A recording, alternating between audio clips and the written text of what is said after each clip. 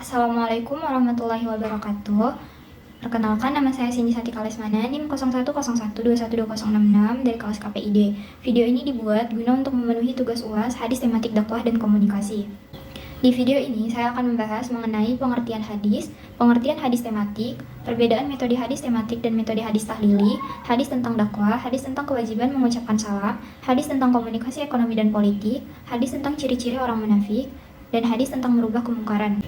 Baik, masuk ke pengertian hadis. Pengertian hadis dapat dilihat secara harfiah, terminologi Islam, dan secara istilah.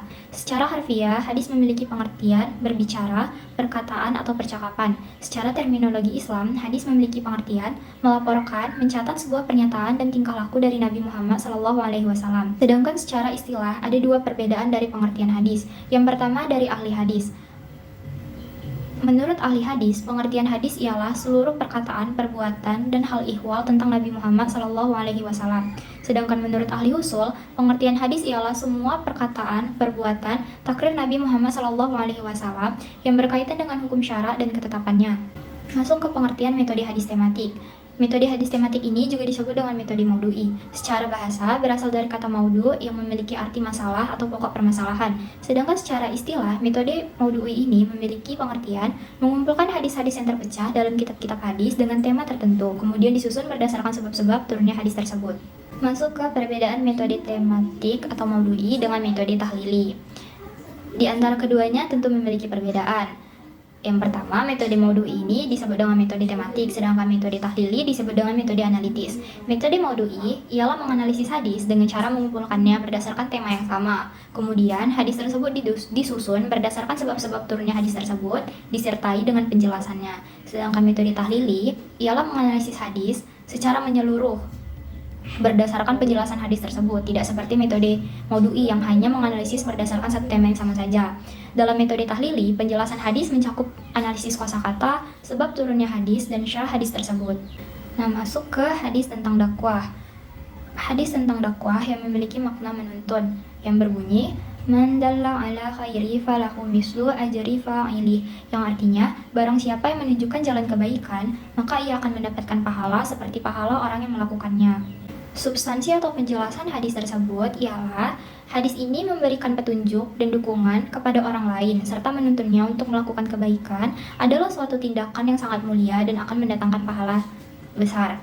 Hadis tersebut sesuai dengan pengertian dakwah yang menuntun orang lain kepada jalan kebaikan atau melakukan suatu kebaikan. Selanjutnya hadis tentang kewajiban mengucapkan salam yang berbunyi Wa qala sallallahu alaihi wasallam man bada'a bis salami fahuwa aula billahi wa rasulihi, yang artinya Nabi Shallallahu Alaihi Wasallam bersabda, siapa yang memulai salam ketika bertemu dengan orang, maka ia lebih utama menurut Allah dan Rasulnya. Hadis ini diriwayatkan oleh Imam Ahmad dari sahabat Abu Umamah radhiyallahu anhu. Substansi atau penjelasan hadis tersebut menggambarkan bagaimana keutamaan mengucapkan salam. Mengucapkan salam ketika bertemu seseorang, maka ia lebih utama menurut Allah dan Rasulnya.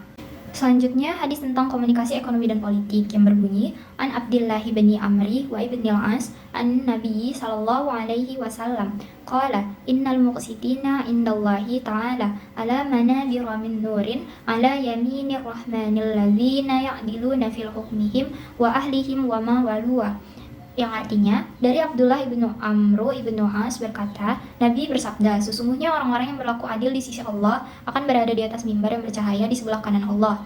Orang-orang yang senantiasa berlaku adil dalam keputusannya dan keluarganya dan apa yang mereka pangku atau tanggung jawabi. Hadis riwayat Muslim. Substansi atau penjelasan hadis ini ialah dalam komunikasi ekonomi dan politik menerapkan prinsip keadilan dan tanggung jawab. Hadis tersebut menerangkan bahwa terdapat kabar gembira bagi orang-orang yang senantiasa berlaku adil dan bertanggung jawab terhadap orang-orang di sekitarnya. Selanjutnya ialah hadis tentang 3 ciri-ciri orang munafik yang berbunyi Ayatul munafiki salasun iza haddasa kazzaba wa iza wa'ada ahlafa wa iza tumina khana, yang artinya Rasulullah Shallallahu Alaihi Wasallam bersabda, tanda orang munafik ada 3, apabila berkata ia berbohong, apabila berjanji ia mengingkari, dan bila dipercaya mengkhianati. Hadis riwayat Bukhari dan Muslim. Substansi atau penjelasan hadis tersebut ialah orang munafik memiliki 3 tanda yang dapat kita lihat, yaitu apabila dia berbicara dia berbohong, apabila dia berjanji dia mengingkarinya, dan apabila dipercaya dia berkhianat.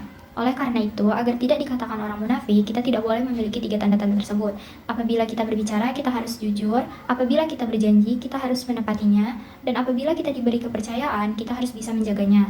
Selanjutnya, hadis tentang merubah kemungkaran yang berbunyi, An Abi Sa'id al-Khudri radhiyallahu anhu qala, sami'tu Rasulullah sallallahu alaihi wasallam yaqulu, man ra'a minkum munkara falyughayyirhu bi yadihi, fa illam yastati' fa bi lisanihi, fa illam yastati' fa bi qalbihi, wa dzalika an aful iman. Rawahu Muslim. Yang artinya dari Abu Sa'id al-Khudri radhiyallahu anhu, ia berkata, aku mendengar Rasulullah sallallahu alaihi wasallam bersabda, barang siapa dari kalian melihat kemungkaran, ubahlah dengan tangannya. Jika tidak bisa, ubahlah dengan lisannya. Jika tidak bisa, ingkarilah dengan hatinya. Dan itu merupakan selemah-lemahnya iman. Hadis riwayat Muslim. Substansi atau penjelasan hadis tersebut ialah Nabi memerintahkan siapa saja yang melihat kemungkaran untuk mengubahnya sesuai dengan kemampuannya. Jika seseorang tidak mampu mengubah kemungkaran tersebut dengan tangan, maka ia bisa mengubahnya dengan lisan. Jika tidak bisa dengan lisan, maka ia bisa mengubahnya dengan hati. Iman itu terdiri dari amal dan niat. Mengubah kemungkaran dengan tangan termasuk amal, mengubah kemungkaran dengan lisan termasuk amal, dan mengubah kemungkaran dengan hati termasuk ke dalam niat. Sekian dari saya, apabila ada salah saya mohon maaf. Wassalamualaikum warahmatullahi wabarakatuh.